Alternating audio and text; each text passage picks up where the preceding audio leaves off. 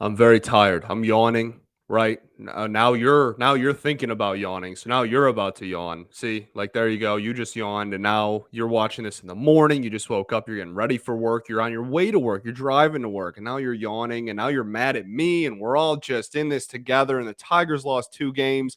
Oh, today on Locked On Tigers. You are Locked On Tigers, your daily Detroit Tigers podcast. Part of the Locked On Podcast Network, your team every day.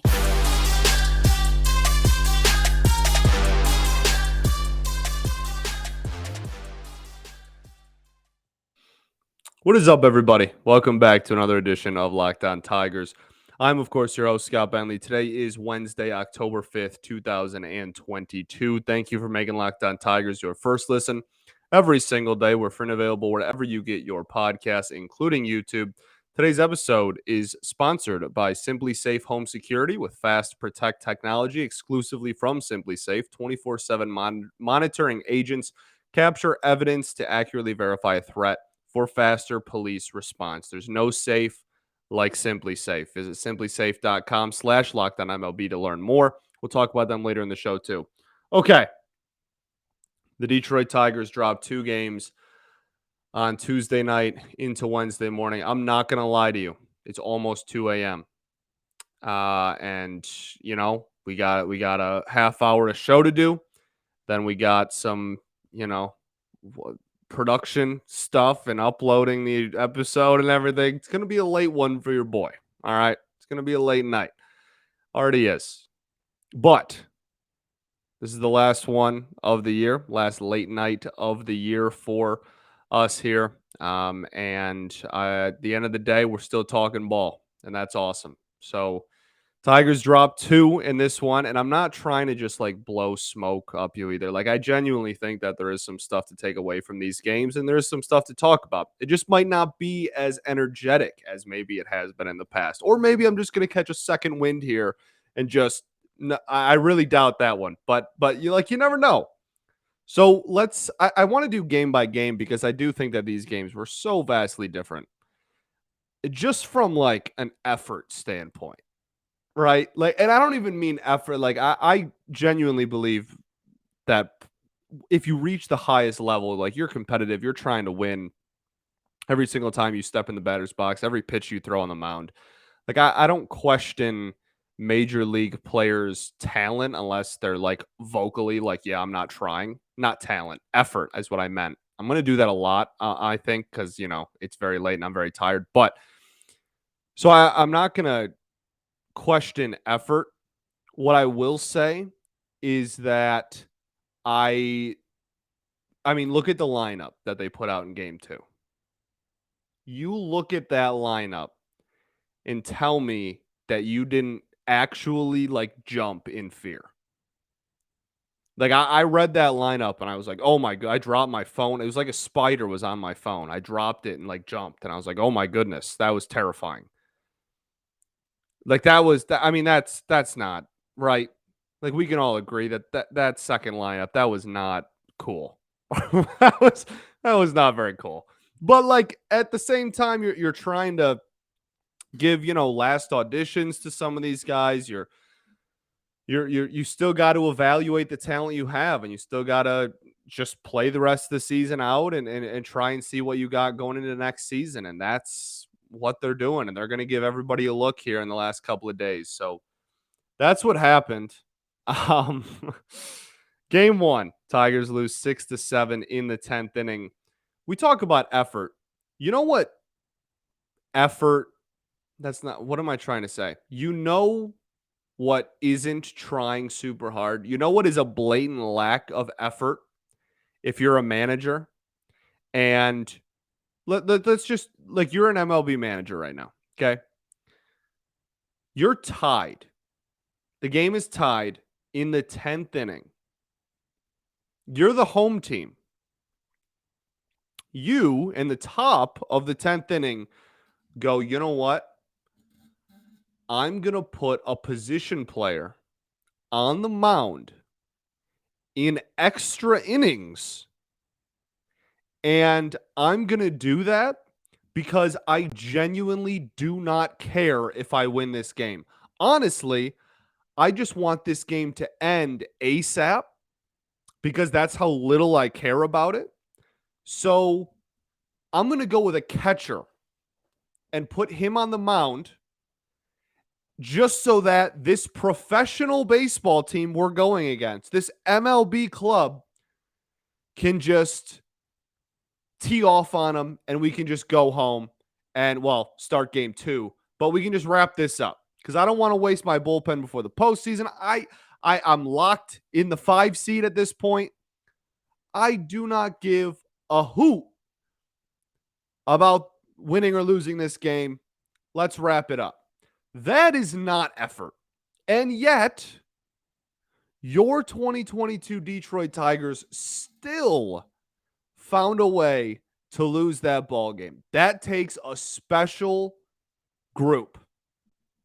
That takes a special group, and it's so. Castellani was saying this too. It's so fitting. It's so fitting that we're here, and that even when they got hot there at the end of the year, we end on this note. So fitting. And that's what happened in game 1. The offense, I didn't think was that atrocious. I didn't think it was as bad as we've seen all year. I thought this was a pretty respectable and commendable offensive performance until the top of the 10th inning. We'll get to that in a second. But yeah, I thought the first 9 innings were pretty good at bats. They were working deep counts. And hitting the long ball. I mean, they were hitting the ball hard. There was some slugging going on in this game. What, they have 2 homers and 3 doubles. There you go. 5 extra base hits on 10 hits. Not bad. Victor Reyes with a tank. Spencer Torkelson, we'll talk about him later too, with a tank. Riley Green, nice double. It, wasn't like a deep gap or anything, but solid contact, nice double. Offense was solid. Pitching side of things in game 1. Erod, 6 innings, 6 hits, 3 earned runs, 1 walk, 7 strikeouts. This is a weird one for me. I don't want to be because I've made it very clear that despite everything that's happened this season, I still support the Erod signing, and I still think that it has a really good possibility of being a good move for the Tigers long term. This was a weird outing for me because I actually thought he looked really good. And like, he gave up 6 hits and 3 runs, right? And were 2 of those were homers? Gave up 2 homers, almost 3, that foul ball to left field. Darn close to another one, but ended up striking that dude out. So who's the real winner? But like, I actually thought he looked good. I thought he had great swing and miss stuff. I thought he utilized the sinker really well as far as just in his sequencing. I thought that he would use it low and in to lefties and get swings and misses, or he would use it, low and away to righties, and he could get ground balls. He got double plays when he needed them. Like that, I thought that the average exit velocity, even with the 2 homers, was under 84 miles an hour. 14 whiffs total on the night, 31% CSW percentage. I thought I was watching this game and I was like, you got to be kidding me. I was upset. I haven't been upset giving up runs since June. But like, in this game, I was up because I was like, come on, man. Like, can we have something? Can we really? I don't want to whine, but like, golly, man, can we have can something just like go our way? Like, I thought he looked really good, and now, no, like, he gave up. It's a quality start still, even with the homers, it's not a terrible performance, but like, I really thought he should. I guess that's kind of weird to say should have, because he did give up 2 homers that were very hard hit and not in good. Well, one of them I actually thought was located pretty decently still, the one on the inside part of the plate. But yeah, the other one wasn't for sure. I don't know. I thought this very easily. This was like 2 pitches away from genuinely being like 6 innings of shutout ball with 7 or 8 Ks. And instead, we're talking about 3 earned runs, and his ERA is raised to over 4 on the season. It's like, okay, I don't know. I just, again, give me something, man. Give me some. I was genuinely upset for, I guess, kind of for Erod, just because I thought that he pitched a lot better than this final stat line is going to show. I thought this was one of his better outings since coming back. So nothing really to complain about. I still see, me personally, and we'll talk about this. We'll do a deep dive on everybody. I think we're going to give every single player, at least that played in the majors, maybe even the entire 40 man. Who knows? We'll see how much time we have this offseason. But we're going to have a lot of time this offseason, especially in the postseason when like nothing's happening here and we're not playing games. So we're still going to be at 5 a week, right, for episodes. So we're going to do like deep dives on one player an episode and just do like a complete breakdown of them and their season and letter grades and probability of them being on the roster next year and all that. But anyway, back to the point. I think with Erod, like we'll do a deep dive on his weird season as a whole, but I still really like what he brings to the table, and I still really like what he can provide this team going forward. So, okay, let's get to the rest of game one, and then obviously we'll get into game two as well. But first, I got to tell y'all, like I said earlier, about our friends over at Simply Safe. The numbers don't lie. In the last decade, over 4 million people have chosen Simply Safe Home Security to protect their home. You don't earn the trust of that many people without doing something right. Just not possible, right? At Simply Safe, your safety is the only thing that matters. I know because I use Simply Safe in my own home. They protect me with cutting edge security technology powered by 24/7 professional monitoring agents who always have your back. Here's why I love it. With 24/7 professional monitoring, Simply Safe agents call you the moment that a threat is dedicated and dispatch police or first responders in an emergency, even if you're not home or can't be reached. It's great. Simply Safe blankets your home in protection, advanced sensors for every room, window, door, HD security cameras for inside and outside your home, smarter ways to detect motion that only alert you if a threat is real, and even hazard sensors that instantly detect fires, floods, and other threats in your home. Their monitoring experts are proprietary advanced response technology to visually confirm when a break in is real, so you can get the highest priority police dispatch. Customize the perfect system for your home in just a few minutes at simplysafe.com /lockdownMLB. You can save 20% on your Simply Safe security system when you sign up for an interactive monitoring plan and get your first month for free. Just visit simplysafe.com /lockdownMLB to learn more. There's no safe like Simply Safe.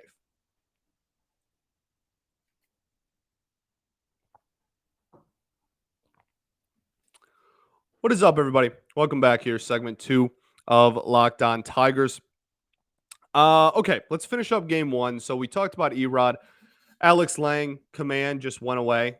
I mean, pretty much entirely. That's why you saw what you saw. Again, like, was really struggling in August.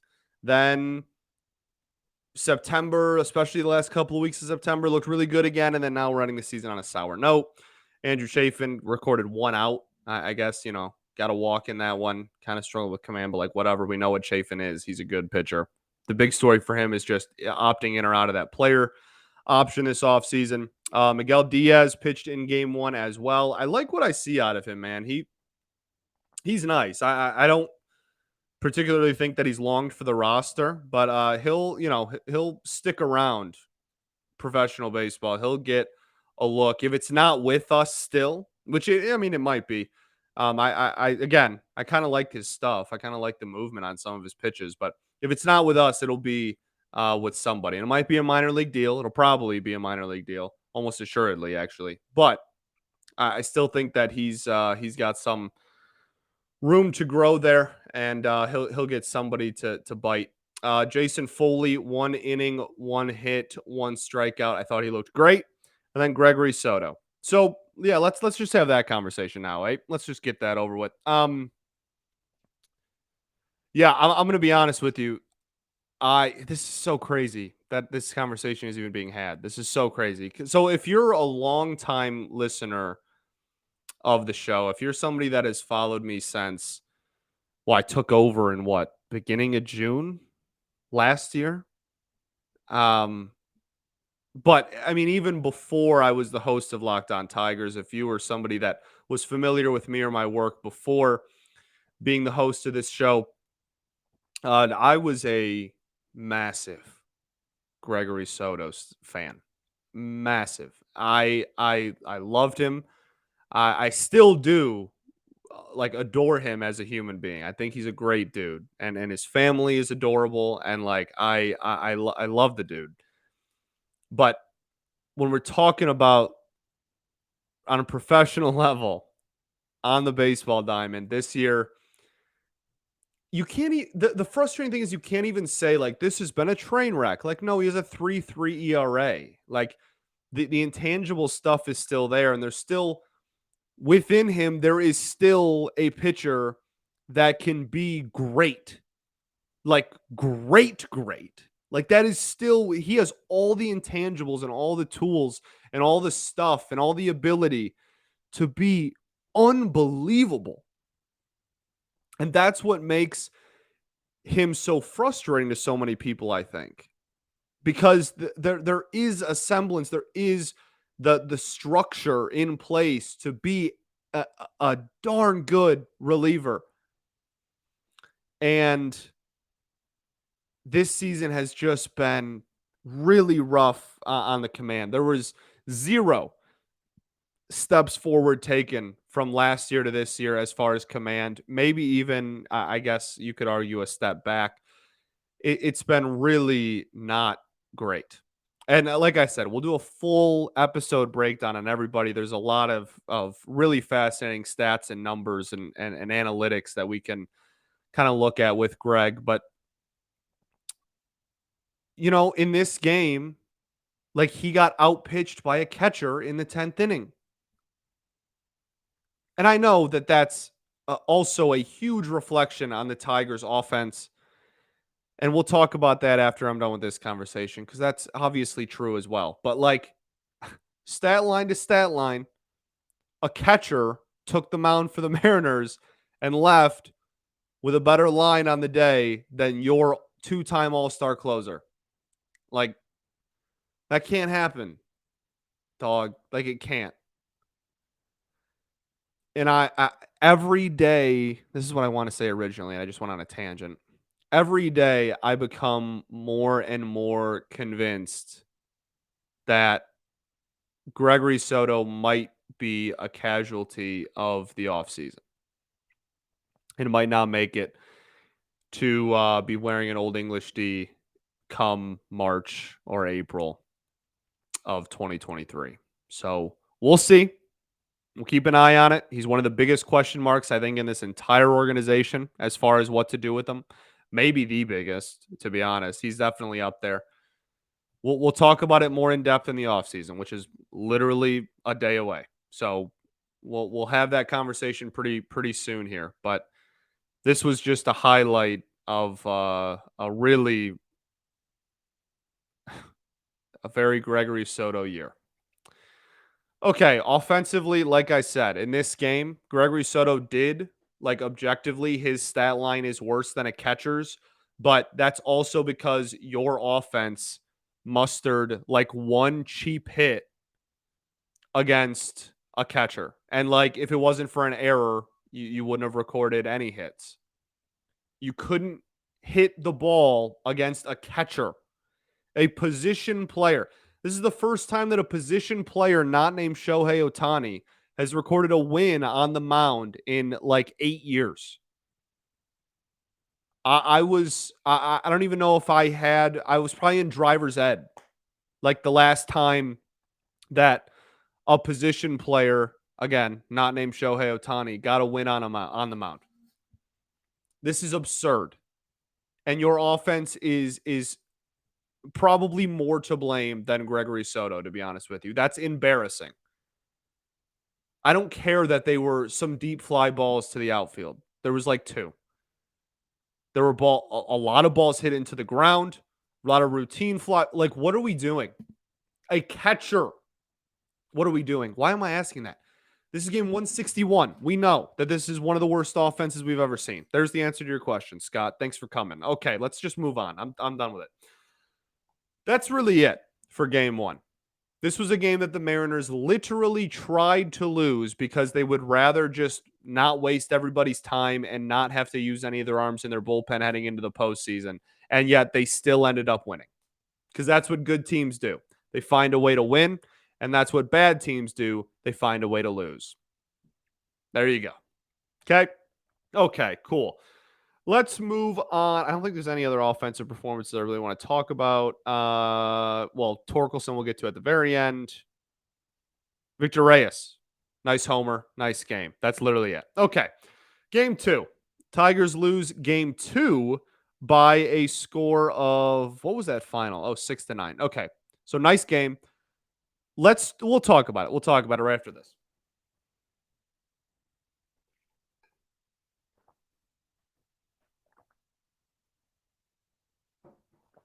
All right, welcome back here. Segment 3, third and final segment of Locked On Tigers. Thank you all for hanging with me this year. I greatly appreciate it. I'll do a more prolonged and thoughtful and emotional thank you after the season ends, but greatly appreciate all y'all. Okay, game 2, Tigers lose 6-9.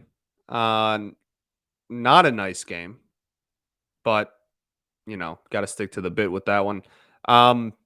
So one thing I really want to start with here is Justice Sheffield, right?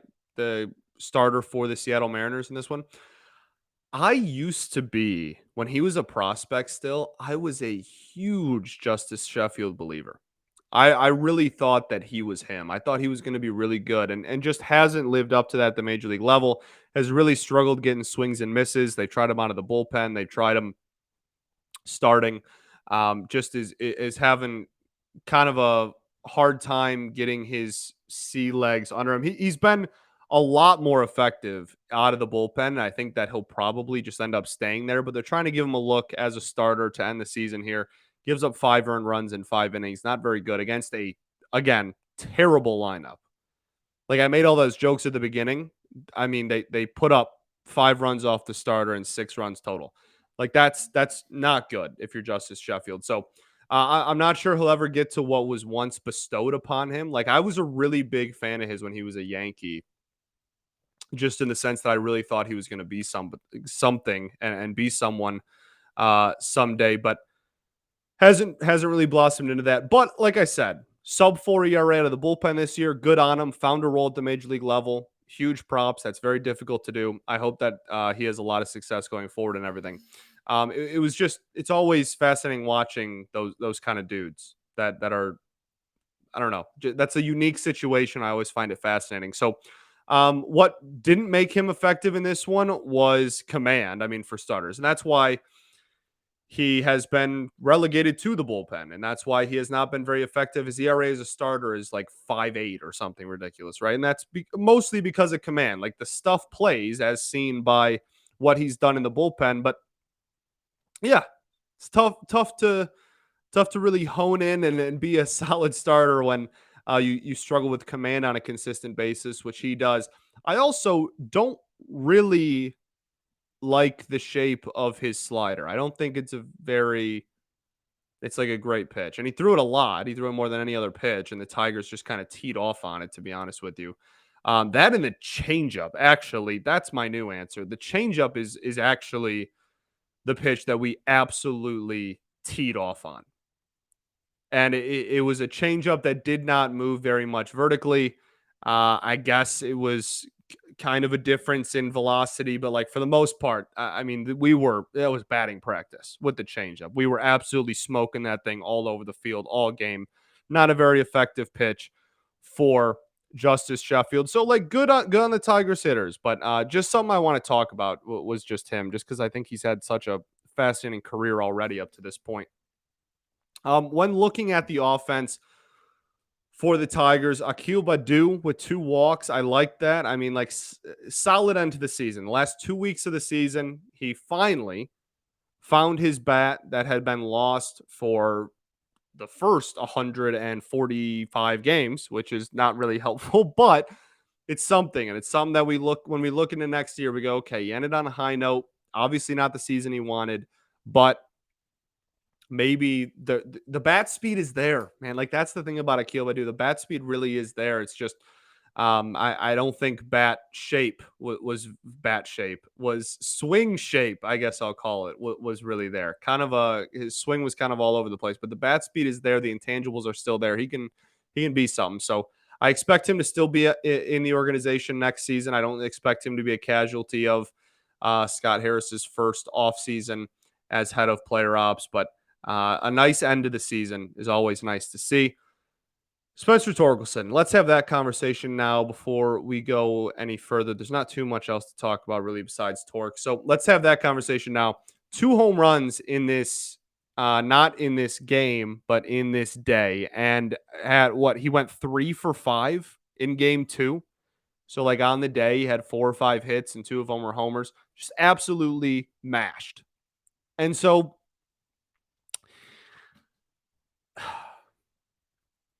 what do you how how do you what do we even say right now? What do we even say? What do we where do we go from here? Legitimately, like I'm asking, where do you think we go from here? I think there's a million different possibilities and a million different answers. He continues to show flashes of being a darn good hitter. But right when you get your hopes up, he goes 2 for 30. And you're like, okay. And then he'll get your hopes up again. And then the season ends and he doesn't have a chance to go 2 for 30. And you're like, look at that. Ended hot. No, but for real though, like all season, it's been just like flashes and people are like, oh, like in the last week, he's got an OPS of 850 and he's got a couple of homers. And then he'll go a month where he has 3 hits. And you're like, golly. And he talked about it and they had an interview with him for some reason before the game today. I don't know why, but he said basically like I don't suck and I know I don't suck, and that kind of his entire life, whenever he's gotten promoted or like moved up to the next level, he's always struggled at the beginning and then found himself and kind of went supernova. A full season is a big sample size to still kind of be in that mindset, but it's the major leagues. It's the hardest in the planet. So like maybe that's justified. The big question is just what do you do next season? Do you just roll into opening day and you're like Torque is first base and that's it? Or what I think they'll end up doing, and this, my opinion on this could change in a week, but my opinion today on October 5th at almost 2:30 in the morning is that Spencer Torkelson, I think, is going to go into opening day as the starting first baseman for this team. But I also think that they are going to get someone who is versatile and plays a good first base. And if things go awry, he'll be on a little bit of a shorter leash than he was this year, even though he did get sent down this year at the end of the day. But kind of on a short leash. And like if it doesn't go well, then hey, we brought in this dude that plays a good first and third. So like it's not a problem. Or we bring in like a Cronenworth type who can play kind of like anywhere and be a positive defender at first base. Like I think that's probably the direction they go. But we'll see. Regardless, a great way to end the season. Great way to end the season. That's just objectively true. It's got to feel good. Both of those homers were nukes. Those were tanks. Like 423 and 410 or something ridiculous, like distance wise, 110 miles an hour off the bat for one of them, like absolutely ripped. And the second one is why there's still hope and why I still think he's going to be good. That at bat was a chess match that he won. Pitcher kept going low and in, right? Well, first, he almost hit him in the face. Then, like, kept going low and in. And then got into that position where it was heat low and in, torque, maybe a little bit, timing off. What the heck English am I trying to say right now? Timing was a little off, right? Then he went breaking ball low and in, tried to get torque out on the front foot. Didn't really fool him a whole lot, threw a couple of balls, and then just kept pounding the low and in corner, threw a breaking ball that hung way too much and caught a little bit too much of the barrel. And Torque said, screw you for thinking that you can just keep throwing the same pitch over and over again and I'm not going to adjust, and took it to Jupiter. Those are in at-bat adjustments that are very impressive. They're good signs. He got a barrel on it. He, again, sent it into orbit. Like, there's still stuff there. There's still building blocks there. And I think so many people have just completely given up on him. And, like, I guess, like, to each their own. I guess I don't blame you. This was a catastrophic season for the entire major league team. So, like, if you just want to bail on people, I guess that's fine. But it's still, it's one season of a number one overall pick, and he was good in the minors. There's still something there. All right. Jamer had a hit. He had a couple of hits in both games. I mean, I don't think that's really saving him, but whatever. Good looks. We'll talk about him. That's going to be a heck of an episode when we do his deep dive. Jonathan Scope with a knock. Kind of same conversation as Candy. I don't expect Jonathan at this point. I really don't expect Jonathan Scope to be on the team next year. I'm going to be completely honest with you. We'll just get that out of the way right now before we get to his breakdown episode. Cody Clemens, grand slam, super cool moment in this one to give us the lead before we then inevitably blew it. But like, cool for a little bit there. And then like I honestly in the same conversation. I'm not sure that really affects Cody's future, but like super cool moment, objectively, super fun to watch. Brennan Davis, first career hit at the major league level. Awesome. First career hits are always cool, no matter what. So very cool moment. Cool to see him smile. Nice piece of hitting too. So yeah, cool moment as always. Pitching, there is no pitching in this game. Will Vest started this ballgame.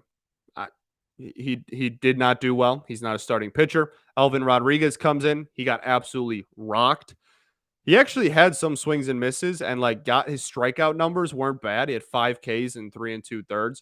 There's some stuff there as far as like stuff. There is some stuff as far as stuff.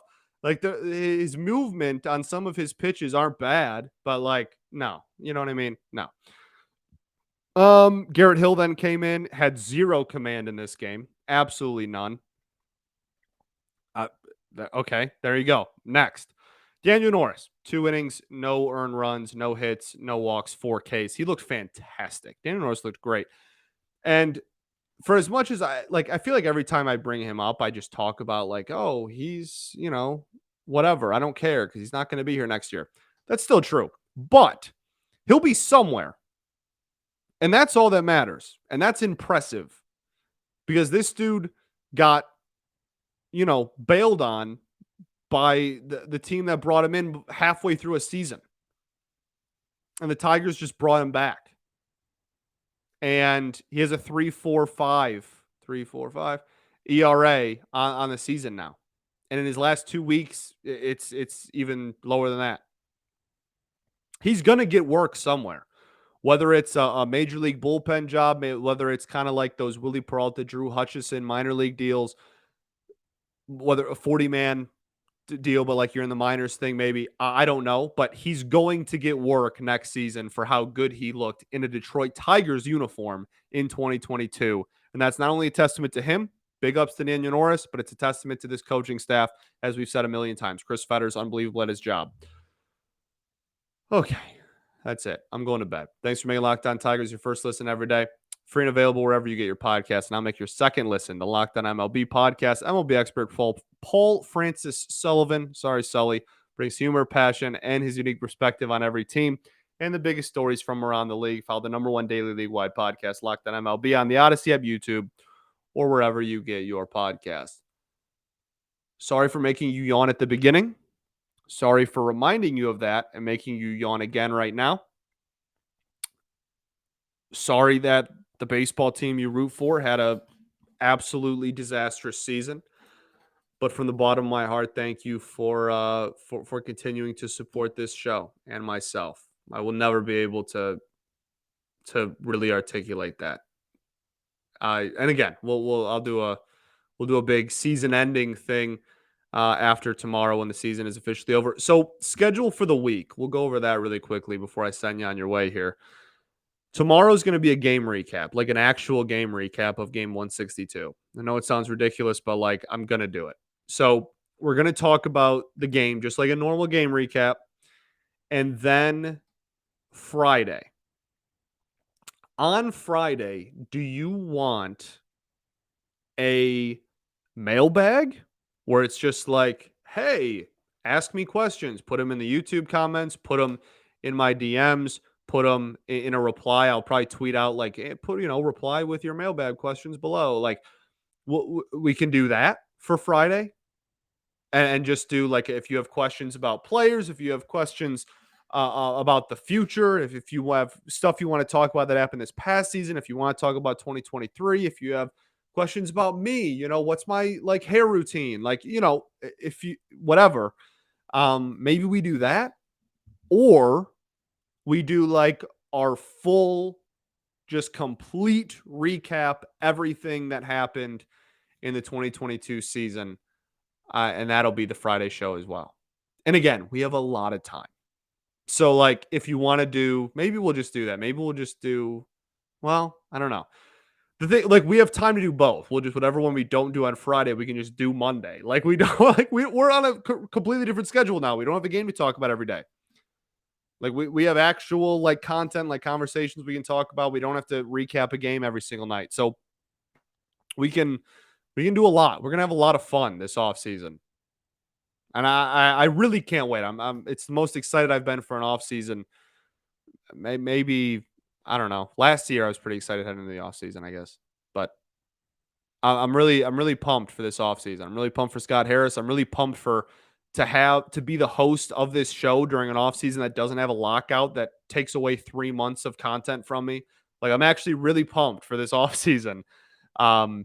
So we're gonna have a lot of fun. A lot of guests lined up. A lot of fun stuff headed this way. A lot of stuff to talk about. A lot of stuff to talk about. So I don't know. Maybe we'll do something on Friday, and it'll be good. And if we do mailbag, we'll talk about it tomorrow as well. We'll figure it out. All right. I'm just rambling at this point. I'm so tired. I'm so sorry. Peace and love. Going to therapy is dope. And I'll catch you all tomorrow when we recap the final game of the Detroit Tigers season in 2022. Go Tigers, baby.